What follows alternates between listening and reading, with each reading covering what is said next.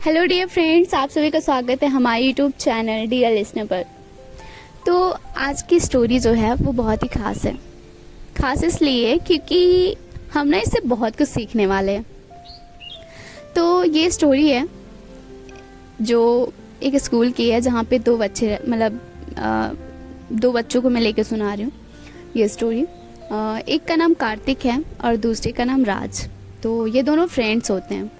इन दोनों में डिफरेंसेस ये होता है कि एक जो होता है वो बोलता बहुत है और काम बहुत कम करता है, और एक जो होता है यानी कि हम बात कर रहे हैं कार्तिक की, तो कार्तिक जो होता है वो एक्शन लेता है, वो एक्शन पे काम करता है, वो बोलता कम है। लेकिन जो राज होता है वो बोलता बहुत ज़्यादा है और काम बहुत कम करता है।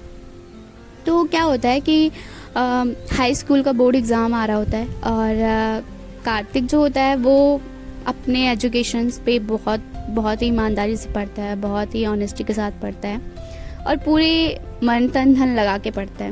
वही जो राज होता है वो कहता है नहीं, मैं इतना हाई स्कूल में नंबर लाऊंगा, मेरे इतने परसेंटेज आएंगे। मतलब वो सिर्फ बोलता रहता है, मैं ऐसे मेहनत करूंगा, मैं वैसे मेहनत करूंगा।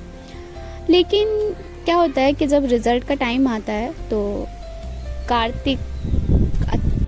जब रिजल्ट का टाइम आता है तो देखा ये जाता है कि कार्तिक का रैंक जो होता है वो नंबर 1 पोजीशन पर होता है।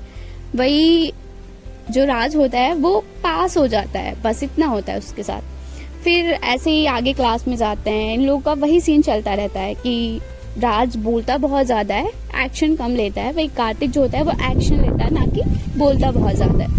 तो ऐसे ही क्या करते हैं, दोनों का मतलब फ्यूचर प्लान जो होता है वो रहता है कि बिजनेस करेंगे हम। तो कार्तिक जो होता है वो अपने मतलब बिजनेस का पूरा प्लान बनाता है, उसी अकॉर्डिंग पूरा प्लान जैसे जैसे प्लान करता है वैसे वैसे वो स्टेप लेता चला जाता है। वही जो राज होता है वो प्लान्स नहीं बनाता, वो कहता है मैं ऐसे करूँगा, मैं यहाँ ओपन करूँगा, इतने वर्कर्स रखूँगा। मतलब उसका ना ऐसे ही चलता रहता है, मतलब प्लान वगैरह कुछ नहीं बनाता। तो बाद में ये देखा जाता है कि जो सबसे ज़्यादा सक्सेसफुल इंसान बनता है तो वो कार्तिक बनता है।